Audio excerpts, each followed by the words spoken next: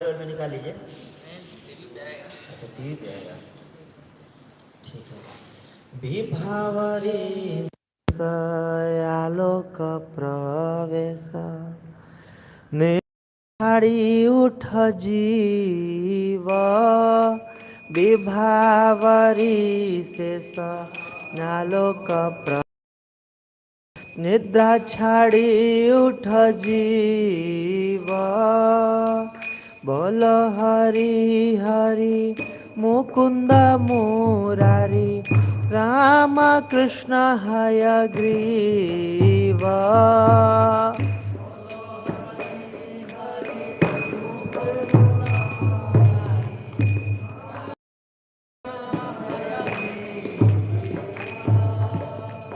नृसिंह वामन श्री मधुसूदन ब्रजेंद्र नंदन श्याम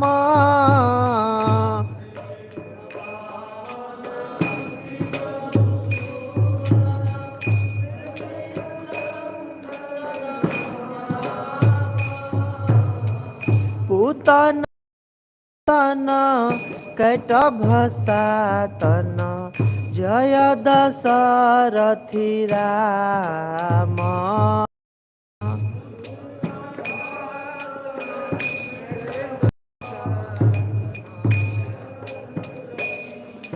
राम यशोदा दुलाल गोविंद गोपाल वृंदावन पुरंदर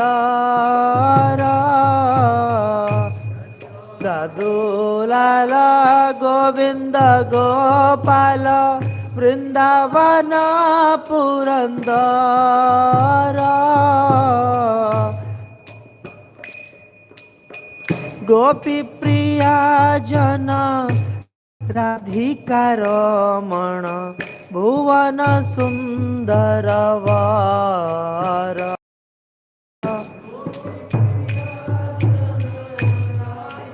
रमण भुवन सुंदर वर रावण अंकर माखन तस्कर गोपी जन वस्त्रहारी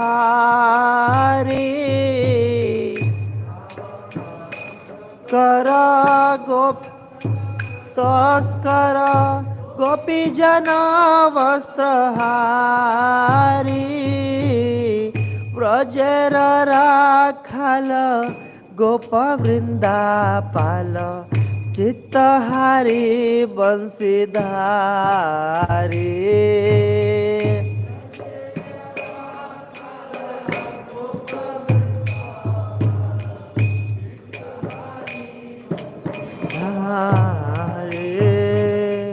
योगींद्र वंदन श्री नंद नंदन व्रज जन भयहारी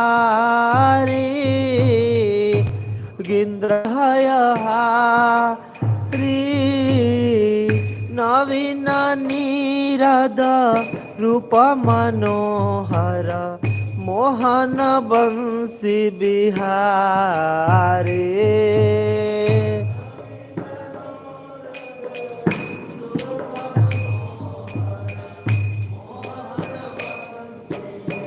हारे यशोदानंदन कंस निसूदन निकुंज रास बिलास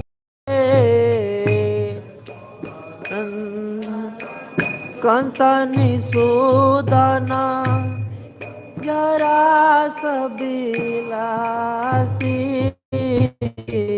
यशोदानंदन कंस निसूदन निकुंज रास बिलासी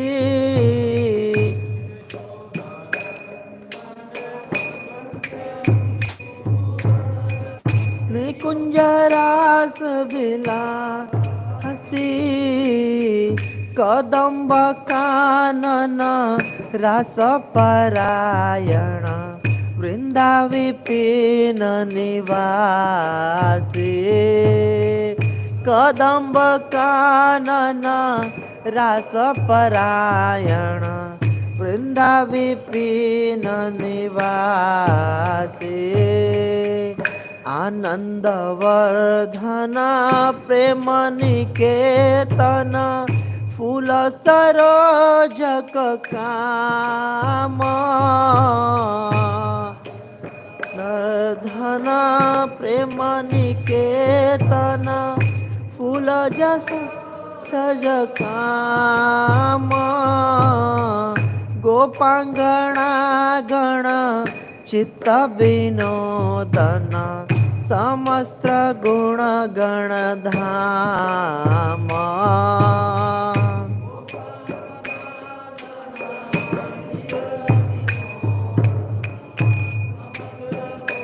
गण धाम यमुना जीवना केली परा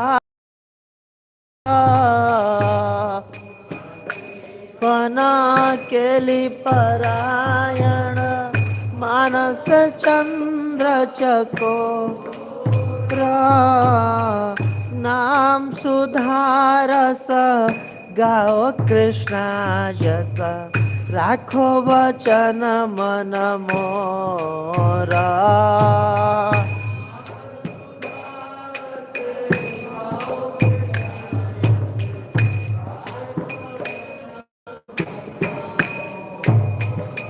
हरि नाम सुधारस गाव कृष्णायस राखो वचन मन मोरा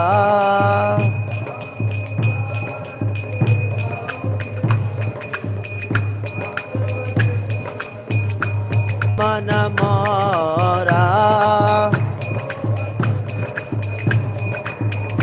जय कृष्ण बलराम कृष्ण बलराम कृष्ण बलराम जय कृष्ण बलराम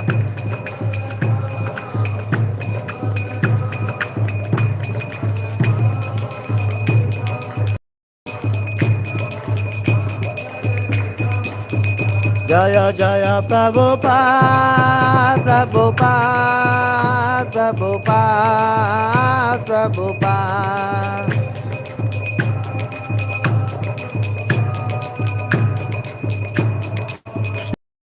प्रभुपाद की जय।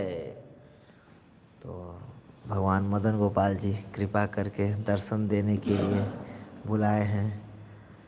एक जगह में साउथ इंडिया में ब्रह्मचारी यात्रा में गए हुए थे, तो वहाँ पर एक प्रभु जी थे, बहुत सीनियर भक्त हैं इस्कॉन में, हिज ग्रेस कमल लोचन प्रभु जी। वो बता रहे थे कि भगवान किसी के मति में ये डाल करके और भगवान कृपा करके हमारी इंद्रियों को शक्ति दे करके और लेने के लिए मीन्स कृष्ण हमें यहाँ पर अपने सामने खड़ा कर देते हैं, हमारा दर्शन का दर्शन करके दर्शन का क्रेडिट देते हैं, उनको क्रेडिट देते हैं हमारे उद्धार के लिए। हमें मतलब हमारी पैरों में भगवान शक्ति देते हैं, हमारे बुद्धि में भगवान वो देते हैं बुद्धि, और वो करके अपने सामने ला देते हैं ताकि हमको क्रेडिट दे सके। तो actually everything is doing by भगवान लॉर्ड ओनली। तो राधा मदन गोपाल जी बुलाए हैं और ये श्रीमद् भागवतम का 10वें स्कंद का अध्याय 2 शुरू हो रहा है और अध्याय 2 का पहला और दूसरा श्लोक आज मुझे मिला हुआ है। तो इसका हम लोग इसमें ज़्यादातर असुरों का नाम ही यही श्लोक में, दोनों श्लोक में, तो इन असुरों का नाम का हम चर्चा करेंगे आज। श्री शुक उवाच प्रलंब बकचारुण तृणावर्त महासनये मुष्टिक अरिष्ट द्विविद पूतना के सिधैनुकै अन्ये च असुर भूपालैः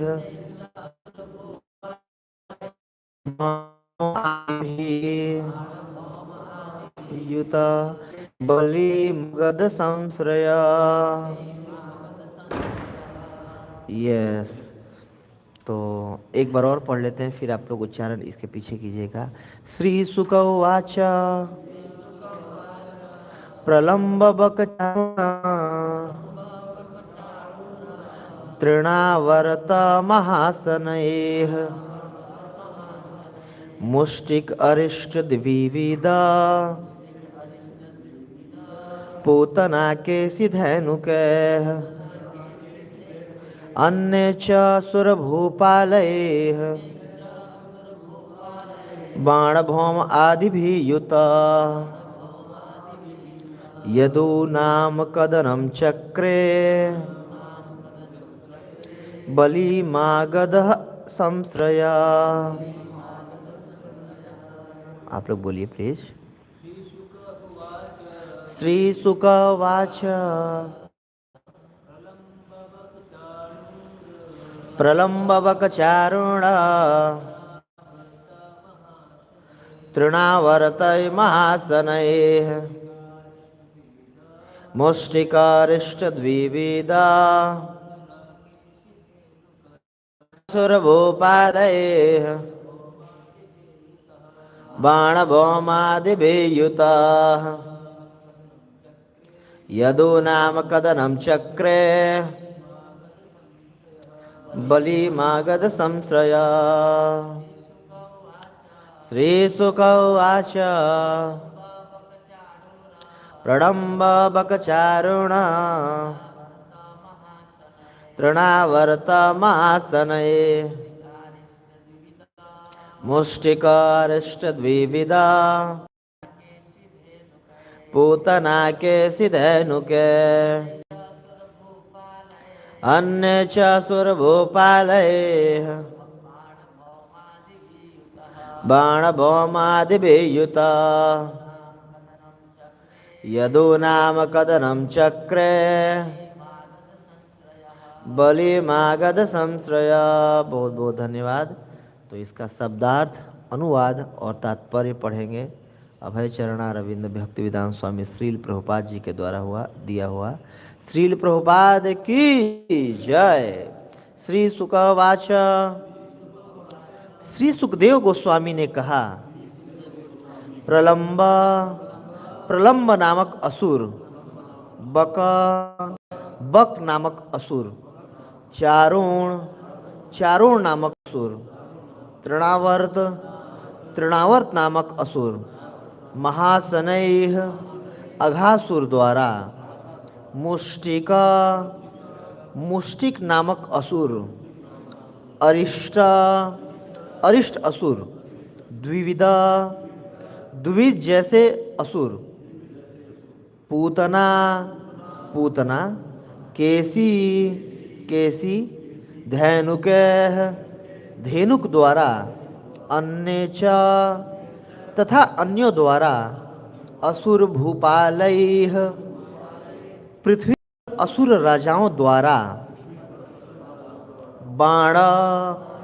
बाण असुर,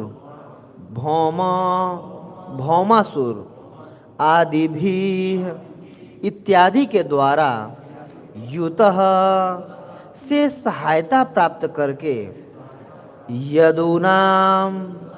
यदुवंश के राजाओं का कर्दनम उत्पीड़न चक्रे किया, बलि अत्यंत शक्तिशाली, मागध संश्रया मगध के राजा जरासंध के संरक्षण में। तो अब इसका जो भावार्थ है आप लोग श्रवण कीजिएगा।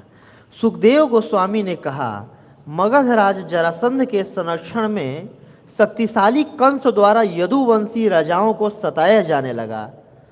इसमें उसे प्रलम्ब, बक, चारुण, तृणावर्त, अघासुर, मुष्टिक, अरिष्ट, द्विविद, पूतना, केसी, धेनुक, बाणासुर, नरकासुर तथा पृथ्वी के अनेक दूसरे असुर राजाओं का सहयोग प्राप्त था। जितने भी उस समय पृथ्वी पे टॉप मोस्ट खल लोग थे, उन सबका इज्जत पूर्वक नाम यहाँ दिया गया है। तो प्रभुपाद जी तात्पर्य में बोल रहे हैं प्रभुपाद जी बहुत सुंदर तात्पर्य दिए हैं, श्रवण कीजिएगा। इस श्लोक में भगवत गीता 4.78 में आए भगवान के निम्नलिखित कथन की पुष्टि होती है। साथ में बोलिए, यदा यदा हि धर्मस्य ग्लानिर्भवति भारत अभ्युत्थानमधर्मस्य तदात्मानं सृजाम्यहम् परित्राणाय साधूनां विनाशाय च दुष्कृतां धर्म संस्थापनार्थाय संभवामि युगे युगे। पहले जमाने में एक महाभारत आया करता था टीवी पे, नेशनल पे, उसमें से पहले यही बोला करते थे, है ना।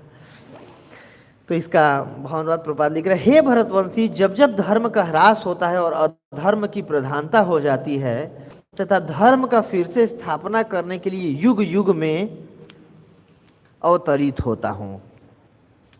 इस भौतिक जगत का पालन करने के पीछे भगवान का उद्देश्य है कि वे हर एक को भगवत धाम वापस जाने का अवसर प्रदान करें, किंतु दुर्भाग्यवश राजा तथा राजनेता भगवान के उद्देश्य में बाधक बनते हैं। अतः सब कुछ ठीक करने के लिए भगवान स्वयं या अपने अंशों के साथ प्रकट होते हैं।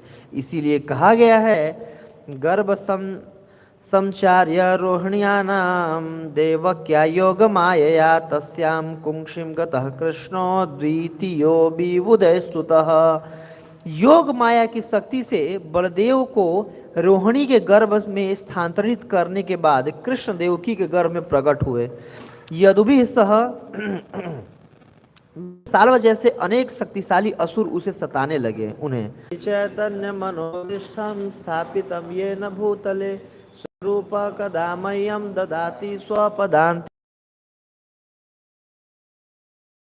रूपम सहगण रघुनाथामितं तं सजीवं साधवैतं सावधूतं परिजन सहितं कृष्ण चैतन्य। हे कृष्ण करुणा सिंधु। रहमत का प्रकोप दिख रहा है, भगवान अभी उसको वो करेंगे। कृष्णा तो जैसा कि प्रथम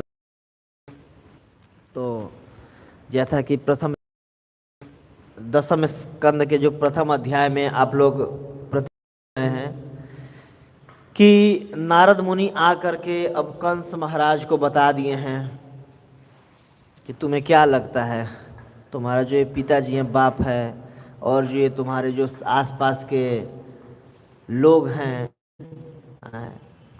तुम्हारे शुभचिंतक हैं ये लोग, तुम्हें क्या लग रहा है?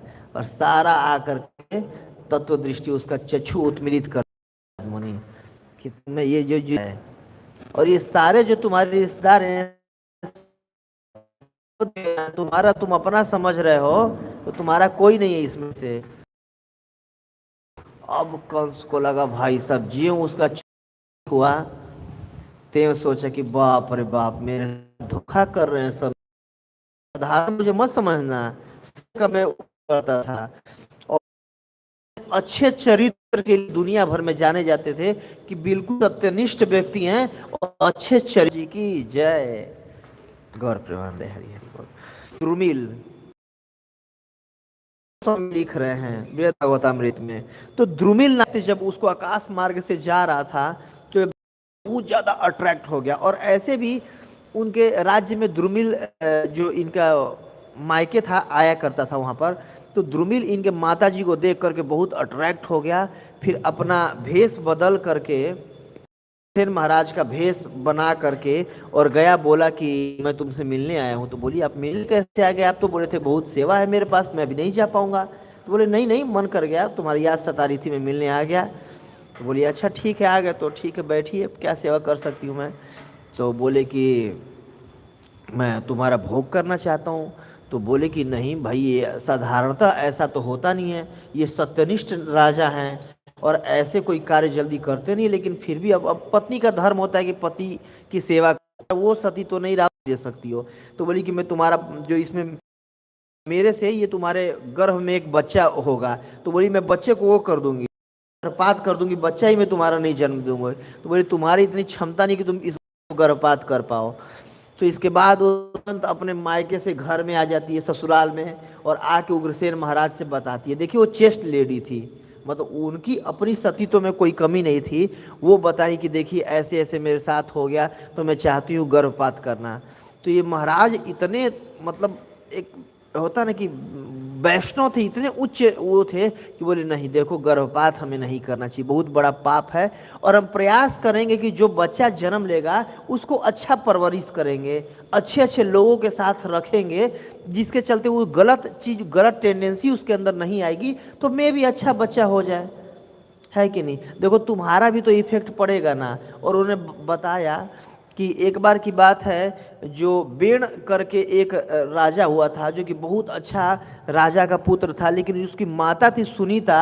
तो सुनीता का गुण उसमें पूरा प्रयास किए कि ये जो कंस है, ये जो शक्ति थी नॉर्मल, जो शक्ति थी नॉर्मल, वो एक साधारण मनुष्य का बेटा था, लेकिन मनुष्य के बेटे शक्ति नहीं थी।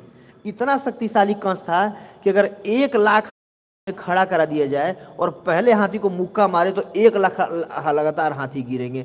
मतलब 1 लाख हाथियों का बल था उसमें, शारीरिक बल था। तो ये मनुष्य के बेटे में नहीं हो सकता है। क्यों? वो पिछले जन्म से कंटिन्यू लेकर के आया था ये काल नेमी से। पिछले अध्याय का आखिरी के तीसरे श्लोक में बताया है कि भाई तुम काल नेमी हो। तो और इसके बाद फिर जब वो सुन लिया कि भाई अब ये सारे मीटिंग हो रही, ऊपर से इष्टागोष्ठी चल रहा है मेरे मारने का, तो अब तो इनको जितने पृथ्वी पे जो अच्छे राजा हैं इनको तो मारूंगा, क्यों ये सारे देवता हैं। और इसके बाद जितने खल बदमाश हुड मेरे टाइप के हैं सबको इकट्ठा करूंगा, अपने गुट में बनाऊंगा और जाके देवताओं को भी पीटूंगा। ये प्लानिंग करके इसके बाद इसका वर्णन आता है जो मैं अब आगे चर्चा करने वाला हूँ। कंस का हिस्ट्री का गर्ग संहिता के 6वें चैप्टर में आता है। गर्ग मुनि ने कि क्यों भगवान को आना पड़ा है। कोई भगवान किसी से मरवा सकते थे, देवता से मरवा सकते थे, लेकिन स्वयं साक्षात भगवान को आना पड़ा, क्योंकि उसने आशीर्वाद लिया था कि मैं विष्णु से भी नहीं मरूं या विष्णु के किसी अवतार से नहीं मरूं, साक्षात भगवान को आके मारना पड़ा इसको। मतलब जो परम पुरुषोत्तम भगवान कृष्ण है उनको डायरेक्टली आना पड़ा इसको मारने के लिए। क्यों? तो वही गर्ग, ऐसे ऐसे भेद को गर्ग संहिता में खोले हैं। तो बता रहे हैं कि बिहार के राजा थे उस समय के, तो जब मल्ल युद्ध करने का बहुत वो था, उसको अच्छा लगता था कंस को। तो एक बार ऐसे कुबले मल्ल युद्ध जहाँ कर रहा था वहां पर, तो देख करके सारे के सारे जो मल्ल थे सब खड़े हुए। इसके बाद जो ये कंस जो था उठा करके पटक दिया कुबलिया पीठ को, और कुबलिया पीठ को 1000 हाथी का बल था। कई कहते हैं कि 100 हाथी का बल था, और गर्ग संहिता में लिखा हुआ है 1000 हाथी का बल था उस एक हाथी में। जब उसको उठा के पटक दिया तो फिर इसको लगा बाप रे बाप। जब जो ये जो महाराज थे, कौन बोले, जरासंध महाराज बोले कि हाँ ये अपने टक्कर का आदमी है। और इतना खुश हुआ जरासंध, बोले इसे युद्ध नहीं करूंगा, मैं भी हरा दे तो बेइज्जती हो जाएगी अपनी। उसको अपना दामाद बना लिया। और 2 उसकी बेटी थी, अस्थि और प्राप्ति, दोनों बेटियों का विवाह उसी से कर दिया, कंस से, कि ये अपने अंदर मतलब समझौता, अब अभी मेरे से छोटा हो गया तो हमेशा मेरे चरणों में रहेगा, प्रणाम किया गया, पापा पापा किया करेगा। तो इस वजह से अपने गुट में मिलाने के लिए वो जरासंध जी ने ऐसा किया। ठीक है। इसके बाद फिर अब जरासंध जी, और जरासंध की क्या खास बात थी, सेना बनाने में एक्सपर्ट व्यक्ति था जरासंध, तुरंत सेना इकट्ठा कर लाता था। देखिए आप पढ़ेंगे कृष्णा बुक में, ये भागवत में भी, और इकट्ठा कर लेता था, और वो भी 17-18 बार इकट्ठा कर लिया, इतना एक्सपर्ट था। तो उससे पूरा छौनी सेना लिया और आगे लड़ने चल दिया। तो सबसे पहले महिष्मतिपुर गया। ये जो सारे असुरों का नाम आया है कि ये सारे उसका सपोर्ट करते थे, क्यों करते, उसकी हिस्ट्री में ये गर्ग संहिता से मैं प्रयास कर रहा हूं। तो महिष्मति में गया, जो महिष्मति के राजा के 5 बेटे थे, और पांचों एक एक से बल मल्ल थे, मतलब योद्धा थे वो करने के लिए। तो जा करके उनको बोला कि देखो आओ, तुम्हें भी मल्ल युद्ध करना अच्छा लगता है, मुझे भी अच्छा लगता है, और मैं अगर तुम्हें हरा दूंगा तो तुम मेरे सेवक बन जाना, और अगर तुम मुझे क्षत्रियों को ललकारे तो पीछे भी नहीं हट सकते। तो बिल्कुल पहले 5 भाई थे, हराया, उठा उठा के पटका, और आखिरी को तो उठा के 10 योजन दूर फेंक दिया इसके बाद वो सब इसके क्या बन गए कि ठीक है जैसा आप कहेंगे अब आप वैसा हम करेंगे, ये शर्त था। इसके बाद कोई और किसी को कंस किया के चल रहा हूँ मेरे सेना में आ जाओ। तो उस महिष्मतीपुर के पास गया तो द्विविद बानर से एक जंगल में पहुंचा और द्विविद बानर, उसको पता था कि जो द्विविद बानर है ये बहुत बलवान बानर है और राम की सेना में बानर लड़ा था, भगवान राम की तरफ से लड़ा था। और आप देखिए अब कौन सा कांड है वो, सुंदर कांड। सुंदर कांड पढ़ेंगे तो उसके आखिरी में जब आता है तो जब वो बोल रहे थे कि मैं इतना डांक सकता हूँ, इतना बन सकता हूँ, तो इस जो द्विविद बानर बोला था कि मैं 90 योजन जा सकता हूँ और 90 योजन आ सकता हूँ, तो बोले बैठ जाओ बैठ जाओ, 100 योजन की बात की जा रही है यहाँ पर। तो उस समय भी इतना इसके अंदर दम था कि 90 योजन एक छलांग में जा सकता था द्विविद बानर। और आप पढ़ेंगे उसमें ना तो द्विविद बानर ने भी बहुत बहुत ज़्यादा मदद किया था भगवान राम की सेना में। और उसके से बस एक अपराध हो गया था जिसके चलते इसको वो होना पड़ा कि जब भगवान लक्ष्मण जी को जब वो शक्ति बाण लगा था तो उस पर डाउट करने लगा कि कैसे भगवान हो सकते हैं यार, ये साधारण आके लक्ष्मण वो मार दिया इसको और वो गिद्ध तो आकर के इनको बचा रहा है, नाक पांस काट रहा है ऐसे करके, तो हो गया था। जिसके भगवान के प्रति अपराध बुद्धि हो गई थी, उस अपराध बुद्धि के चलते आगे चल के इसको नरकासुर का संग मिला और जिसके चलते संगत के चलते बिगड़ गया था। तो उसको पता था कंस को कि भाई साहब ये भी पिछले जन्म से बल लेके आ रहा है, तो उसको भी वो बनाया। तो गया द्विविद से बोला कि देखो मैं तुम्हारे साथ लड़ना चाहता हूँ, अगर मैं जीत गया तो मैं तुम्हारा गुलाम बन जाऊंगा और तुम जीत गए तो ऐसे करके। तो उसे खूब फटाफटी हुआ, इसके बाद उठा करके ऐसे जोर से पटका कि सारी हड्डियां उसकी हिल गई। तो बोला ठीक है ठीक। घोड़ा था, लाल घोड़े को ले करके उसको हराने के बाद अपना दास बनाने के बाद पर्वत पर, और महेंद्र पर्वत सोचा कि अगर अपने चक्कर में अगर पड़ गए किसी तरह से तो फिर तो वो 21 बार क्षत्रिय विहीन किए थे, कब, सतयुग में। और अभी तो वो सतयुग में क्षत्रियों के अंदर इतना दम, और अभी तो क्षत्रिय तो उस मामले में कुछ है ही नहीं। तो गया और पर्वत को ही उठा लिया। इसके बाद वो तपस्या कर रहे थे महेंद्र पर्वत पर, राम जी तब कौन है, तो देखा तो भाई साहब एक आया हुआ है क्षत्रिय। बोले कि भाई तुम्हारी ऐसी कैसी हिम्मत हो गई, अभी तुम्हें मारता हूं मैं। तो इसके बाद बोले लेकिन सोचे कि इतना बलवान कैसे कोई क्षत्रिय हो सकता है, वही मनुष्य ऐसा कैसे हो सकता है। बोले कि ठीक है, तो ये दो तुम ये देख रहे हो धनुष, ये विष्णु धनुष है, और भगवान विष्णु ने त्रिपुरासुर को मारने के लिए शिव जी को ये धनुष दिया था। इस धनुष पे अगर तुम प्रत्यंता चढ़ा दोगे तो मैं तुम्हें छोड़ दूंगा, नहीं तो तुम्हें अभी मारूंगा मैं। और वो लिया भगवान विष्णु के धनुष को प्रत्यंता चढ़ा दिया। क्यों, पिछले जन्म की शक्ति उसके पास कंटिन्यू थी। इसके बाद बोले कि मैं तुमसे बहुत, और 7 ताड़ इतना लंबा वो धनुष था, और उसका 1 लाख मन, मतलब कि एक मन में, और इसके बाद वो उठा करके प्रत्यंचा चढ़ा दिया था। वो इतना बलवान था कंस। बोले ठीक है, लेकिन जो ये धनुष तोड़ देगा उसके हाथ से तुम्हारी मृत्यु होगी। तो उस धनुष का बहुत प्रोटेक्शन रखता था वो। इसीलिए जब भगवान कृष्ण गए थे कहाँ पर, मथुरा में, तो उसको मारने से एक दिन पहले पहले जा करके धनुष तोड़ करके आए थे, ताकि आखिरी दिन पूरा डरने लगे, क्योंकि इसका कल्याण करना था। ये महाराज बिलोचन, महाराज बलि का बहुत मदद किया हुआ था ये। तो भगवान का कोई भी उनके भक्त का कोई मदद किया रहता है, भगवान को भूलते नहीं उसको। तो भगवान को जानबूझ करके पहले जा करके उस धनुष को तोड़े थे कि जिससे इसको जान जाए कि धनुष जो तोड़ेगा वो मुझे मारेगा।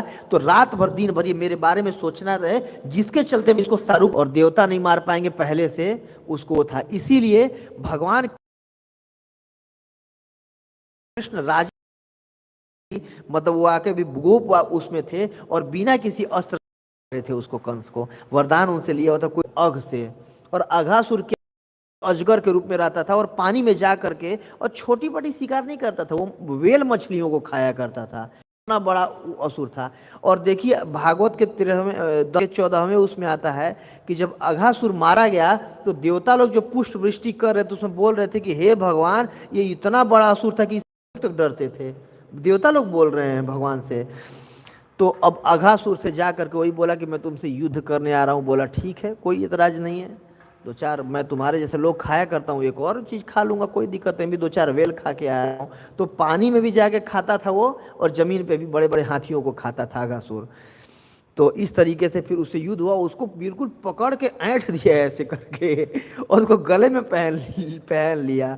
इतना बड़ा बलवान था कंस। तो वो भी उसके यहाँ पर अघासुर के लिए सुखदेव गोस्वामी क्या बोल रहे हैं, अगर इस श्लोक में देखेंगे, महाशनय, अघासुर को नाम नहीं ले रहे, महाशनय, इतना बड़ा दैत्य था कि देवता लोग भी उससे डरते थे अघासुर के, और उसको पकड़ के ऐंठ दिया था बिल्कुल। तो अब उसको भी अपने साथ ले करके चल दिया।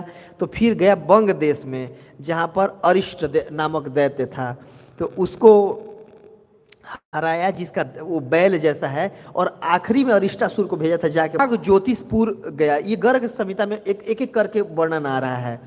तो प्राग ज्योतिषपुर गया। आप देखिए, इसका वर्णन आता है जब भगवान कृष्ण उससे बाणासुर से लड़ने जाते हैं, नरकासुर से, सॉरी नरकासुर, भौमासुर की राजधानी थी प्राग ज्योतिषपुर। तो वहां जाकर के बोला कि मैं लड़ने आया हूं। तो वो जो भौमासुर था बोला कि देखो मैं तुमसे नहीं लड़ूंगा, तुम मेरे टक्कर के नहीं दिख रहे हो, मैं कुछ मेरे सेवक हैं, इनसे अगर जीत के दिखाओगे तब मैं लड़ूंगा। तो सबसे पहले उसका जो सेवक था प्रलंबासुर, तो प्रलंब नामक वो बड़ा वो था, उससे मल युद्ध किया, उठा करके पटका इसा। तो उसको भी हरा, मुक्का से मारा, घोंसा से मारा था, जिसे खून फेंक दिया था, तो उसको भी अपने कब्जे में किया। इसके बाद फिर तृणावर्त, उसको उठा करके और 1,00,000 योजन ऊपर लेके गया, और वहां से उसको घसीट करके जमीन लाया और गर्दन दबा के जमीन रखा हुआ था, उठने ही नहीं दे रहा था, इतना बलवान था ये।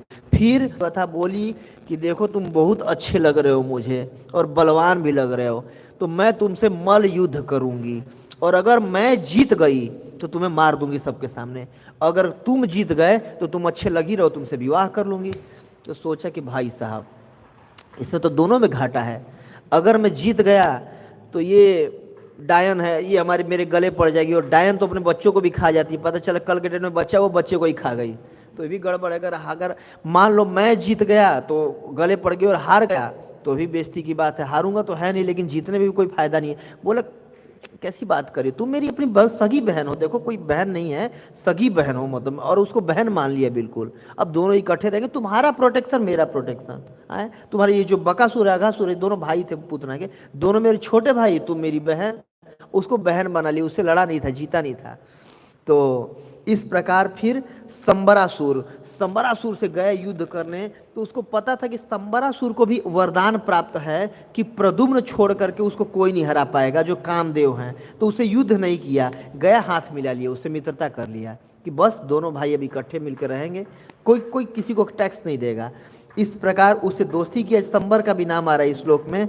इसके बाद फिर त्रिकुट पर्वत पर गया और व्योमा नामक एक असुर था, उसको पराजित करके सेवक बनाया। फिर सोनितपुर गया और वहाँ बाणासुर से वो युद्ध करने, जितने भी बड़े बड़े हुड बदमाश थे, जो नॉर्मल इंसान रूपी राजा थे उनसे नहीं लड़ता था, उसको पता कि इनको तो नाश्ता कर लूंगा। हाँ, तो जो असुर लोग थे उनसे लड़ाई करना था।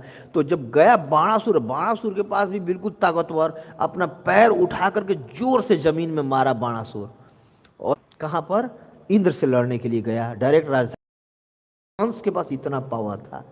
और अमरावती जा करके और इन सबको वो करके पहले एरावत को मारा खूब, इसके बाद उनको वो किया और उन्होंने वज्र चला दिया था। तो वज्र इसके पास भी पिछले मतलब उस नामक गदा थी इसके पास भी, जो कि बलि के उससे आ रही थी। तो इसके बाद फिर उस गदा से उसने उनका भी वो कर दिया था और इंद्र को भी हरा दिया था सबको, और फिर आकर के उनका सिंहासन उठा के लाया था और मथुरा में रख के उस पर बैठता था। तो इस प्रकार जो इस श्लोक में चर्चा आया है कि ये असुरों को उसने अपना वो बनाया और फिर पूरी पृथ्वी पर शासन करने लगा। अब श्रील प्रभुपाद जी परपट में बहुत सुंदर लिख रहे हैं कि चाहे कितने बड़े बड़े भी असुर हो जाएं और कितना भी बलवान हो जाएं, भगवान धर्म की स्थापना कर ही देते हैं, है कि नहीं। तो प्रभुपाद जी ने पूरे दोनों श्लोकों को कोट किया है, यदा यदा ही धर्मस्य ग्लानिर्भवति भारत, कि कितने बड़ा जो असुर था कंस, और वो ग्लानि करने लगा, है कि नहीं, धर्म की वो करने लगा। अभ्युत्थान व धर्म से, तो भगवान जब जब धर्म की हानि और अधर्म का वो होता उत्थान होता है, जब कंस देखिए हो रहा है, इस काम करने के लिए भगवान आते हैं, आप सबको पता है। पहला परित्रणाय साधुनाम, साधुओं की रक्षा करना मेन काम होता है। जो भी जो देवता लोग थे प्रार्थना किए हुए थे, वो साधु लोग थे, तो उनकी रक्षा करने के लिए। दूसरा, बिना साय चतुष्कृताम, फिर से नाक में दम करेंगे तो उनको विनाश करना कर देंगे तो धर्म की पुनः से स्थापना, ऐसे कि साधुओं का उत्थान होगा तो धर्म की स्थापना हो जाएगा। और यही महाभारत के युद्ध में भगवान ने किया। तो है रावण को मार करके धर्म का स्थापना किया था। Very nice. और गलत था, प्रभुपाद जी लिख रहे उसमें, he was smuggler of gold, Hiranyaksha, good. और हाँ, हिरण्यकशिपु, वेरी नाइस। भगवान आए थे, प्रहलाद महाराज की रक्षा किए और हिरण्यकशिपु को मारे। दलिता हिरण्यकशिपु तनु भृंगम, भृंग किसको बोलते हैं? मच्छर को। मच्छर के जैसे से मसल के फेंक दिए। मच्छर मारे हैं ना, पता भी नहीं चलता हड्डी चमड़ा कैसा गया। और कैसा था कि देवता लोग भी अगर भ्रिकुटी अपना ऊपर करता था तो दिन में छांव कर देते सूर्यदेव। बताइए, लोग आज के डेट में जय शनिदेव जय शनिदेव करते हैं, उनका मार्केट वैल्यू कितना अच्छा चल रहा है शनिदेव भगवान का। उन गेट पे खड़ा कर रखा था उनको, जब भी आए तो सैल्यूट मारते थे, यस सर आइए। और नारद मुनि तो भागवतम में लिख रहे हैं, कई बार मुझे गुणगान करना पड़ता था हिरण्यकशिपु का, और उसको ही भगवान ने मच्छर के जैसे मार दिया है कि नहीं। तो कितना बड़ा भी अधर्म हो जाए, भगवान धर्म का वो करके और नाश कर ही देते हैं। और एक आध एग्जाम्पल बताइए, अच्छा लग रहा है सुनने में, बताइए बताइए। हाँ, परशुराम जी, जितने भी क्षत्रियों का विनाश करके, जो ब्राह्मण से द्वेष करने वाले क्षत्रिय थे, करके धर्म की स्थापना किए। ठीक है, तो इस प्रकार भगवान आते हैं अपना कार्य करने के लिए। तो अगला प्रश्न ये आता है कि ये जो भौतिक जगत है, इसमें सब रेवेलियस जो जीवात्माएं हम भगवान से द्वेष करके आए हैं। तो जब द्वेष करके हम आए हैं भगवान से, सारे बदमाश लोग यहाँ है, बहुत सुंदर एक लाइन दिया है कि मतलब इस भौतिक जगत में देखिए तो हम सब जीवात्माएं भगवान से द्वेष करके आए हुए हैं ना जी, कि एकमात्र आप ही क्यों भोग करोगे, मैं ही भोगता हूं, ऐसे करके कृष्ण से ईर्ष्या करके आए हुए हैं, अलग होकर के आए हुए हैं। पता नहीं 2-4 गाली दे के भी आए होंगे। तो लेकिन फिर भी भगवान पूरे जगत का मेंटेन कर रहे हैं, है कि नहीं? क्यों कर रहे हैं? प्रभुपाद जी बहुत सुंदर पर्पट में लिखे थे, मुझे बहुत अच्छा लगा, मतलब अच्छी बात है भी। इस भौतिक जगत का पालन पोषण करने के पीछे भगवान का उद्देश्य है कि वे हर एक को भगवत धाम वापस, लेकिन कृष्ण को याद, प्रत्येक जीव मेरा पुत्र है, मेरा बेटा है। भगवान बोल रहे हैं सर्वयोनि सुकृतेय अहम बीज प्रदत्त पिता, कि मैं सबका बीज प्रदत्त पिता हूँ, मैं सबका पिताजी हूँ, बाप हूँ, मैं फादर हूँ, और मैं सबसे प्रेम करता हूँ। भले ये भूल गया लेकिन मैं प्रेम कर रहा हूँ।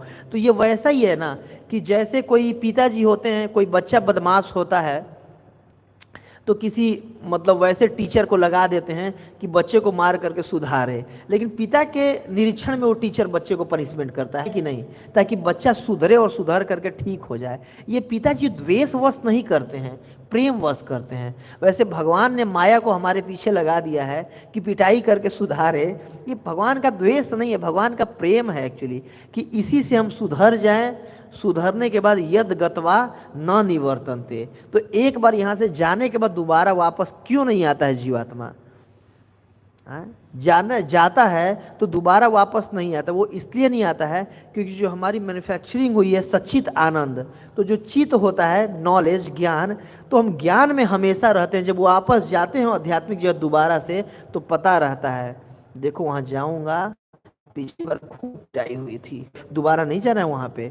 इसीलिए यद गत्वा न निवर्तनते, वहाँ जाने के बाद कोई जीवात्मा वापस नहीं आता है, क्योंकि उसको वो पूरा चित्त में रहता है, ज्ञान में रहता है वो, कि वहाँ पर जाएंगे और वो अच्छा जगह नहीं है, वहाँ पर खूब पिटाई होती है, भगवान से अलग हो जाना पड़ता है। इस वजह से तो ये मेंटेन भगवान इसलिए करते हैं भौतिक जगत का, सारे दुष्ट जीवात्माओं का एक तरह से कह सकते हैं, कि भगवान प्रेमवश चाहते हैं कि ये भूल गया लेकिन मुझे तो याद है ना। बाबा बेटा कितना भी नालायक हो जाए, बाप तो बाप होता है, बाप सोचेगा कि भाई है तो मेरा ही बेटा है, तो इसको मैं सुधारूं, अच्छा बनाऊं और इसका लालन पोषण मैं करूं। तो भगवान फिर भी लालन पोषण करते हैं और मौका देते हैं कि दोबारा हम वापस जा सके। अब आखिरी प्रश्न, कोई भी श्लोक हम पढ़ते हैं तो उसका अन्वयन करके देखना चाहिए कि क्यों ये श्लोक बोला जा रहा है, क्या बोला, कौन बोल रहा है, किससे बोल रहा है, क्या बोल रहा है। अब क्यों ये श्लोक बोला जा रहा है कि नहीं? तो ये श्लोक सुखदेव गोस्वामी ने इसलिए बोला कि ये सब कंस ने ये सब इकट्ठा किया। क्यों इकट्ठा किया? भय के कारण, है कि नहीं? भय के कारण कंस ने सारा इकट्ठा किया था सबको, कि ये सब अगर साथ रहेंगे तो मेरा बल बढ़ेगा, और बल बढ़ेगा तो उस बल से मेरा प्रोटेक्शन होगा। मेरे को जो 8वां गर्भ जब मारने आएगा तो सब उसको सब मिल करके जब लड़ेंगे तो उस 8वां गर्भ को मार देंगे। भय के कारण वो किया था। और हम देखते हैं कई बार हम भी अपने जीवन में भय के कारण कि अपना स्थिति को मजबूत करने चाहते हैं। और प्रत्येक जीवात्मा, एक चूहा भी हो 2-4 बिल बना करके रखेगा, है कि नहीं? एक हम भी अच्छी डिग्री करेंगे, बैंक बैलेंस रखेंगे, अच्छी गाड़ी रखेंगे, बैंक में कुछ पैसा रखते हैं, रिश्तेदारों से बना कर रखते हैं अच्छे से। क्यों? जब मजबूरी आएगी तो मदद करेंगे। ये अपना पोस्ट पोजीशन से बड़ी प्रेम रहता है। क्यों? पोस्ट पोजीशन अपना मदद करेगा। ये क्यों होता है? ये भय के कारण, अपने अस्तित्व को टिकाने का भय। और भय आता ही क्यों है? जैसे बोलते हैं ना, गोप्य कामात् भयात् कंसो। ये भागवत के 7वें स्कंद के शुरुआत में नारद बोलते कि गोप्य कामात् भयात् कंसो, कि भय के मारे कंस के अंदर, मतलब भय का प्रतिनिधित्व करता है कंस। तो ये हम देखते हैं हम सबके अंदर भय बहुत होता है। और भागवत के प्रथम स्कंद में बताया गया है, जो 4 जन्म मृत्यु जरा व्याधि ऐसे करके जो भी जीवन में कष्ट हैं, सबसे ज़्यादा कष्ट भय का होता है। और भय एकमात्र ऐसा चीज़ है जो प्रत्येक जीवात्मा के अंदर होता है। मान लीजिए कोई मोदी के भी पोस्ट पे अगर हैं तो उनको भी डर होता है कि पता नहीं अगली सरकार भाजपा की आएगी कि नहीं आएगी। कोई इंद्र के पोस्ट पे भी हैं, सतक्रतु, जो कोई दूसरा 100 यज्ञ करता तुरंत भयभीत हो जाते हैं, है कि नहीं? तो नीचे से लेकर के ऊपर सबके जीवन में भय होता है। इस भौतिक जगत में कोई भय के बिना बच ही नहीं सकता। भय से इतना खतरनाक चीज़ है भय। और उसी के मारे हम सब अपना पोजीशन करने के लिए, अच्छा डिग्री हो जाएगा, रक्षा होगा, अच्छे लोगों से कांटेक्ट रहेगा, रक्षा होगा, है कि नहीं? सब कुछ हम जुटाते हैं भय के मारे। तो प्रश्न अब आखिरी आ रहा है इस श्लोक का अनुमान। वैसे कंस को भी भय था, इसलिए ये किया था। हम सबको भी भय होता है। तो अब सेम चीज एक बार उद्धव जी ने पूछा था भगवान श्री कृष्ण से। ये उद्धव गीता में आता है, जो कि निमि महाराज का और 9 योगेंद्र का बातचीत हो रहा है। ये भय होता ही क्यों है और इसका उपाय क्या है? बस 2-4 मिनट और मैं लूँगा, बड़ा इंपॉर्टेंट चीज़ है। तो उसके बारे में बता रहे 9 योगेंद्र में, कवि योगेंद्र बोल रहे हैं कि भयम द्वितीयाभिनिवेशयस्यात् ईशापपेतस्य विपर्दयो स्मृति तन्माययात बुध आभजेत गुरु भक्तैक ऐसा गुरुदेवतात्मा। बोल रहे हैं कि भयम, ध्यान से सुनिएगा, भयम द्वितीय अभिनिवेशयस्यात्। इस एक श्लोक में 5 तत्वों का चर्चा किया गया है। तो सबसे पहले आ रहा है भय। भय आता ही क्यों है? द्वितीय अभिनिवेश में जाने। प्रथम अभिनिवेश क्या होता है कि मैं भगवान का दास हूँ, मैं भगवान का भक्त हूँ। और भगवान गीता में बोले हैं योगक्षेमम बहामि अहम, भगवान मेरा योगक्षेम वहन करेंगे, भगवान मेरे मालिक हैं। भगवान बोल रहे हैं सुहृदम सर्वभूता नाम, मैं प्रत्येक जीवात्माओं का सुहृद मित्र हूँ, प्रत्येक जीवात्मा से प्रेम करता हूँ। प्रत्येक जीवात्मा ममय वांसो जीव लोके जीव भूत सनातना, कि प्रत्येक जीव मेरा सनातन अंश है। जब हम इसको भूल जाते हैं और द्वितीय अभिनिवेश में आ जाते हैं, जब ये भूल करके और दूसरा अभिनिवेश में क्या कि मेरा नाम अमरेंद्र है, मैं यहाँ का रहने वाला हूँ, ये डिग्री है मेरे पास, ये इतना बैंक बैलेंस है, ये पिताजी हैं, ये मोदी जी के गवर्नमेंट में रहता हूँ, केजरीवाल जी मेरा रक्षा करेंगे, ऐसे करके ये सब द्वितीय अभिनिवेश है। प्रथम अभिनिवेश मतलब भगवान का मूल अंश जीवरे स्वरूप है, कृष्ण हरि नित्यदास। और जिसकी जितनी मात्रा में ये संबंध ज्ञान भूलते हैं, ये माया के और अनात्मिका शक्ति के कारण होता है, उतनी मात्रा में भय हमारे जीवन में एग्जिस्ट करता है। भक्ति विनोद ठाकुर जी लिख रहे हैं, जीवे कृष्णदास यही विश्वास तो आर दुख नाई। जिस दिन हम पूरा विश्वास कर लेंगे कि हम ठाकुर जी के दास हैं, एकमात्र उनके शरण में रहना, उस दिन से ये भय जीवन से खत्म हो जाएगा। चौड़े होकर के बिल्कुल निडर होकर हम रहेंगे। तो द्वितीय अभिनिवेश में, तो इसके ईसाद अपेतस से विपर्द यो स्मृति, जब हम द्वितीय अभिनिवेश में जाते हैं तो ईश से जो अपने भगवान हैं उनसे हमारी स्मृति विपरीत हो जाती है। क्यों होती है? तन मायात, आपके माया के चलते। इस तत्व का चर्चा किया गया, माया तत्व का चर्चा किया गया। तो आपके माया के चलते, और माया के पास दो शक्ति होती है, प्रत्यक्ष आत्मिका शक्ति और अनात्मिका शक्ति। पहले शक्ति से नीचे लाया जाता है और दूसरे से आवरण बना के रखा जाता है कि हम अपना अस्तित्व तो भूल रहे हैं कि हम भगवान के वो हैं। तो करना क्या है? इसीलिए बुद्ध, जो बुद्धिमान लोग हैं, आप भजेत, भजन करेंगे। किसका? भक्तैक ऐसा, भक्ति पूर्वक भजन करेंगे, और किसी योग माध्यम से नहीं, किसी कर्मकांड के माध्यम से नहीं, कर्म योग ज्ञान योग से नहीं, भक्ति योग से। किसका? भक्तैक ईस, भगवान का। और गुरुदेवतात्मा, गुरु को या गुरु के निरीक्षण में भक्ति योग से भगवान का जब हम भजन करेंगे तो माया से ऊपर उठ जाएंगे और भय हमारे जीवन से खत्म हो जाएगा। जैसे भय, कंस इतना भयभीत था, हम भी जीवन में इतना कई बार भयभीत रहते हैं। तो भय को हटाने का एकमात्र उपाय जो बताया गया है, भगवान की पूजा करना, सेवा करना। किस माध्यम से? भक्ति योग के माध्यम से, जो कि गुरु देवतात्मा, गुरु के निरीक्षण में होना चाहिए, अपने बिम्सिकली नहीं होना चाहिए। तो हम भय से ऊपर उठ जाएंगे। ठीक है, तो आज हमने चर्चा किया कंस का पिछला जन्म, कि क्यों कंस इतना ताकतवर था। पिछले जन्म का वरदान वो लेकर के आ रहा था, और स्वयं पूर्ण पुरुषोत्तम भगवान को आना पड़ा उसको मारने के लिए। और ये जो जितने दैत्यों का, असुरों का नाम लिखा गया है, तो ये कैसे कैसे इनको जीता था, प्राप्त किया था, और वो क्यों श्लोक बोला गया है? भय के कारण। तो भय का क्या कारण होता है, उसका उपाय क्या होता है, ये हमने चर्चा की आज के क्लास में। बहुत बहुत धन्यवाद आप सबका। जगत गुरु श्रील प्रभुपाद की जय। ग्रंथराज श्रीमद् भागवतम की जय। किसी को कोई टीका टिप्पणी हो तो कर सकते हैं, नहीं तो सब लोग प्रसाद पाने चलेंगे अब। ठीक है, श्री प्रभुपाद की जय। हरे कृष्णा।